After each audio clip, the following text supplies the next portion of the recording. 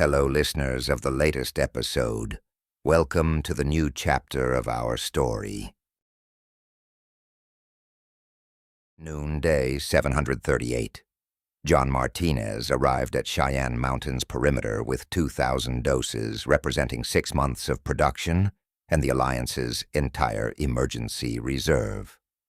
Colonel Mitchell was waiting, not inside the fortress, outside, on neutral ground, professional, calm, exactly as promised. Captain Martinez, punctual, I appreciate that. Mitchell gestured to a portable laboratory setup. The doses, I need to verify them before we proceed. John handed over the cases. 2,000 vials, Morrison's real inoculation, the compound that had protected 32,000 people, the antibodies extracted from Jennifer and Marcus 2 years ago, synthesized and mass-produced. Mitchell's team began testing, chemical analysis, biological verification, sample testing on controlled subjects, 3 hours of meticulous examination while John stood in the cold, watching Cheyenne Mountain's fortress loom behind Mitchell, wondering if this was the last time he'd see it from the outside. 3 hours. Mitchell's technicians confirming each test, verifying authenticity, cross-referencing against known inoculation markers. Finally, Mitchell nodded. All 2,000 doses verified genuine. Terms accepted. Captain Martinez, you're now my prisoner. Bring out the exchange subjects. 2 figures emerged from Cheyenne Mountain's entrance, escorted by guards, moving slowly but under their own power. Jennifer Park and Marcus Webb, Jr. John's breath caught. They were transformed, still showed the enhanced physiology, the modified features. But they were conscious, aware, eyes tracking movement with intelligence that shouldn't exist in someone recently transformed. Reversal protocols were applied 3 days ago. Mitchell explained, when I knew you'd accept the exchange. They're currently transforming back to human. Process takes 72 hours. They're at hour 60. Another 12 hours and the reversal will be complete. They'll be fully human again. Jennifer's eyes locked on John. Recognition flared. John, she said, her voice rough but coherent. It's real. She actually treated us. Started reversal. We're coming back. Marcus stood beside her, equally aware. Captain, 733 days. Thought you'd forgotten. Never, John said, moving toward them. Stop, Mitchell ordered. The exchange isn't complete. Terms were, you surrender yourself, they go free. They're free. Now you stay. But something was wrong. John could feel it. Mitchell was too calm, too satisfied. This was too easy. She'd outmaneuvered them at every turn for 2 years. Why honor a deal now? Jennifer saw it, too. Her eyes shifted to Mitchell, then back to John. This isn't about you, Jennifer said quickly. She doesn't want you prisoner. Something else. Something. The explosion came from 5 miles west. A massive detonation that lit the horizon, followed by sustained gunfire. Then silence. Mitchell checked her watch. Right on schedule. Your extraction team, Captain. 15 fighters positioned 5 miles away. Michael Rodriguez, Sarah Anderson, Emma Rivera, 12 others. All dead approximately 90 seconds ago. John felt the world drop away. What? The extraction team was the real target, Mitchell explained calmly. I knew you'd position backup. Knew you'd plan a rescue attempt if the exchange went wrong. So I let you plan it. Let them position. Let them hope they'd be needed. Then I used your surrender as distraction. While you were here, focused on the exchange, my forces hit your extraction team. Overwhelming force. No warning. No chance for retreat. I wanted those 15 fighters eliminated. Specifically wanted Rodriguez, Anderson, and Rivera. Your best tactical operators. Your most experienced fighters. Your irreplaceable personnel. Jennifer understood before John did. The exchange was never about John. It was about removing our best fighters while we were watching the wrong thing. Correct, Mitchell confirmed. Captain Martinez is valuable to me, free. As I said before, he inspires resistance, makes Project Lazarus evolve. But his extraction team was dangerous, competent, experienced. They needed to be eliminated. The exchange provided perfect opportunity. She gestured to Jennifer and Marcus. Take your prisoners, Captain. They're yours. Reversal protocols will complete in 12 hours. They'll be fully human. Go. Return to your alliance. But understand what this exchange cost you. 2,000 doses. 15 of your best fighters. All for 2 prisoners I was planning to release anyway, once reversal protocols completed. You were going to release them? John asked. Of course, Mitchell said. They were research failures. 733 days of reconditioning produced 0 reduction in cognitive retention. They proved that high-retention prisoners can't be broken through conventional means. Valuable data, but useless as conditioned workers. I was going to release them within the month, regardless. So why the exchange? Because I wanted your extraction team dead. Wanted them positioned exactly where I could eliminate them all simultaneously. The exchange gave me that opportunity. You provided it by being predictable, by caring about your people, by believing rescue was possible. Mitchell smiled. Go, Captain. Take Jennifer and Marcus. Return to your fractured alliance. Bury your dead. And understand that every act of compassion creates opportunity for those who exploit compassion. John ran. Jennifer and Marcus with him, still transforming back to human, but mobile enough to move. They reached the coordinates where the extraction team had positioned. The massacre site was brutal in its efficiency. 15 bodies, all clustered together, hit by overwhelming force before they could scatter. Michael Rodriguez, recognizable despite the damage. Sarah Anderson beside him. Emma Rivera, who'd guided them with her Fort Carson knowledge. 12 others who'd volunteered for impossible rescue. They never had a chance, Jennifer said quietly, examining the scene with tactical understanding. Mitchell hit them with everything. Probably 50-plus forces against 15. Overwhelmed them in seconds. Marcus was checking bodies, confirming what they already knew. All dead, no survivors. Precision strike. Mitchell planned this perfectly. John knelt beside Michael, his oldest friend, the fighter who'd been with him since Denver General, who'd survived the network war, the triple strike, the systematic campaign, gone because Mitchell needed him dead and used the exchange as bait. Sarah was gone, too, the first successful reversal. Hunter 4, who'd been saved and had spent 2 years helping others.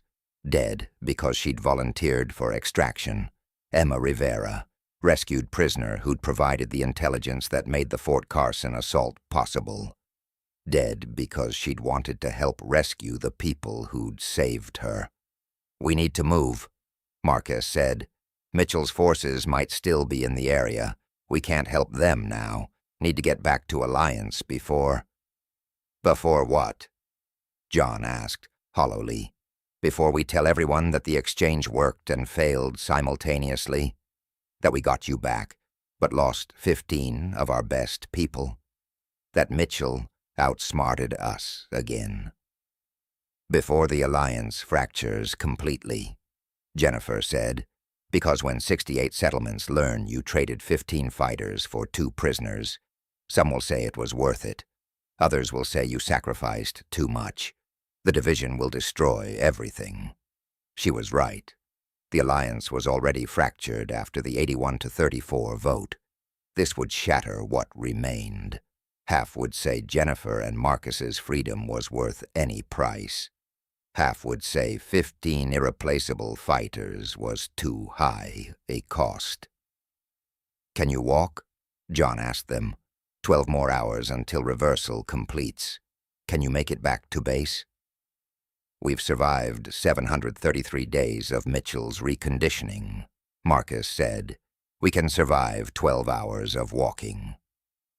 They moved, 3 people carrying the weight of an exchange that had succeeded and failed. Jennifer and Marcus free, but at a cost none of them had anticipated. Michael and Sarah and Emma and 12 others dead because Mitchell had turned compassion into vulnerability. The return journey took 18 hours. Jennifer and Marcus's transformation reversal was completing as they walked. By the time they reached Alliance territory, both were fully human again, the enhanced physiology fading, the modified features normalizing. Morrison's reversal protocols, applied by Mitchell 3 days early, working exactly as designed. She actually used the correct protocols, Jennifer said as her transformation completed. Could have used modified versions that left us damaged, could have sabotaged the reversal. She didn't. She did it properly. Because she wanted us functional, Marcus replied. Wanted us to return human so the Alliance would see that Mitchell keeps her word, makes future exchanges seem possible, makes her appear reasonable. It's psychological warfare. They reached the base at dawn, day 739. Chen was waiting, Elena, Morrison. The community gathered to see if John had returned, if the exchange had worked. Their expressions when they saw Jennifer and Marcus alive and human, genuine joy, relief. 2 people they'd thought might be lost forever, walking into the base under their own power, free, whole. Then John told them about the extraction team, about Mitchell's forces hitting them during the exchange, about 15 bodies 5 miles from Cheyenne Mountain, about Michael and Sarah and Emma and 12. Others. The joy died immediately. Michael? Someone asked. Sarah? Both gone? All 15, John confirmed. Mitchell used the exchange as distraction, eliminated our extraction team while everyone was focused on the surrender. The exchange was never about me. It was about killing our best fighters. Morrison examined Jennifer and Marcus, confirmed the reversal was complete and correct. Mitchell used proper protocols. They're fully human. No residual conditioning. No hidden damage. This is successful reversal. At the cost of 15 fighters, Elena said. 15 of our most experienced personnel. Military capability crippled. For 2 prisoners Mitchell was going to release anyway. What? Chen asked. Mitchell said they were research failures. John explained. 733 days of reconditioning produced 0 results. She was planning to release them within the month. The exchange just gave her opportunity to eliminate the extraction team first. The Alliance assembly that followed was brutal. Jennifer and Marcus standing before 68 settlement representatives, explaining that they were free, human, whole, while representatives processed that 15 fighters had died for that freedom. Was it worth it? Someone asked, direct, angry. Jennifer took a long time to answer. 15 people died rescuing us from imprisonment. We were about to be released from anyway. No, that's not worth it. That's Mitchell, outmaneuvering us again, turning our compassion into a weapon. But you're alive, another voice said. You're human. After 733 days, you're back. That has to mean something. It means Mitchell is smarter than us, Marcus said quietly. Means she anticipated every move, knew we'd position extraction, knew we'd care enough to rescue, used that against us. 15 people died because we were predictable. The vote that followed wasn't about whether the exchange was worth it, was about whether the Alliance could survive this, whether 68 settlements could stay unified after losing 15 fighters for 2 prisoners. 48 settlements voted to continue the alliance. 20 voted to withdraw. The Free Settlements Alliance that had grown to 68 communities over 2 years fractured down to 48. 20,000 people remaining unified, 12,000 going independent. Elena assessed the damage. 15 fighters dead, 20 settlements withdrawn, 2,000 doses gone. That's 6 months of protection, our best military operators, and alliance cohesion, all for 2 prisoners who were being released anyway. "Stop," Jennifer said, her voice carrying authority earned through 733 days of conscious suffering. "We're not just 2 prisoners. We're not the cost. Mitchell is the cost. She did this. She orchestrated the extraction team massacre. She fractured the alliance. We're her victims, not her weapons. But if you'd stayed prisoners," someone started, "we'd have been released in a month and none of this would have happened." Marcus finished. "Yes, we know. Believe me, we know. Mitchell made sure we'd know exactly what our freedom cost." That night, John didn't broadcast. Couldn't. Didn't know what to say to 20,000 people still listening when 12,000 had stopped. Didn't know how to honor 15 dead while celebrating 2 freed. Jennifer found him in the command center, staring at the map. The same map Rachel had died providing intelligence for. The same map that showed Mitchell's Cheyenne Mountain fortress. The same map that couldn't show the cost of fighting someone who was always 3 steps ahead. "Michael died trying to save us," Jennifer said. "Sarah too. Emma, 12 others. They volunteered, knowing it was probably suicide. They went anyway. And Mitchell killed them while we were watching me surrender," John said. "Used our compassion as bait. Turned rescue into massacre." "So we make it mean something," Jennifer replied. "We're human again. Morrison can use our recovery to improve reversal protocols, can save other prisoners, can perfect the science that brought us back. 15 people died for that knowledge. We make sure their deaths produce results." "How?" John asked. "How do we make Mitchell's manipulation mean something?" "By being what she didn't expect," Jennifer said. "She expected us broken, damaged, grateful enough to shut up about the cost. We're not. We're angry. We're motivated. We remember every second of 733 days.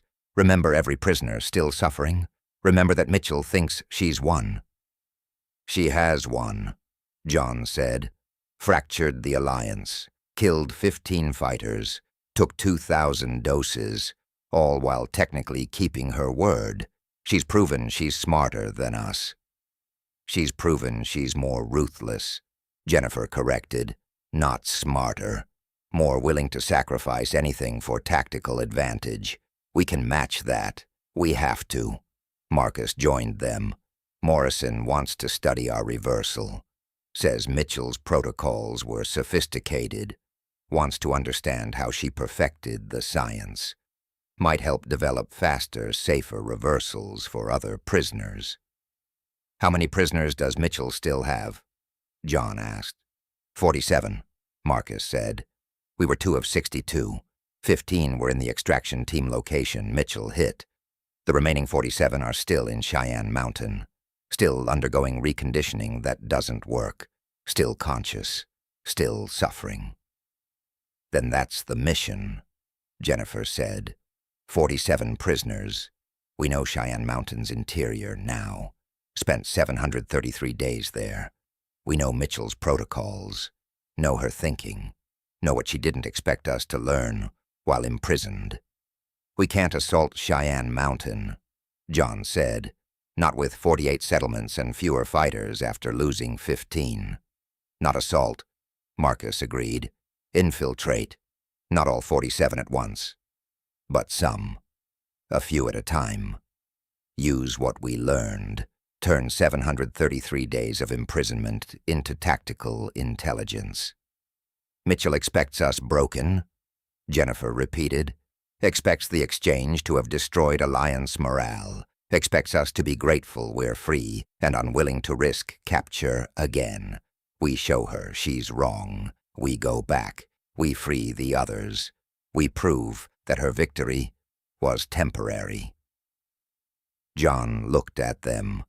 Two people who'd survived 733 days of conscious imprisonment, who'd been released as part of Mitchell's manipulation, who should have been broken, grateful, terrified of ever being captured again. Instead, they were planning to go back, planning to infiltrate Cheyenne Mountain, planning to rescue 47 others still suffering what they'd endured. When? John asked. Soon, Jennifer said. Mitchell thinks she's won, thinks the Alliance is fractured and demoralized, thinks we're recovering and won't risk recapture. Strike while she's confident, while she's not expecting it. The plan was forming. Not an assault, an infiltration.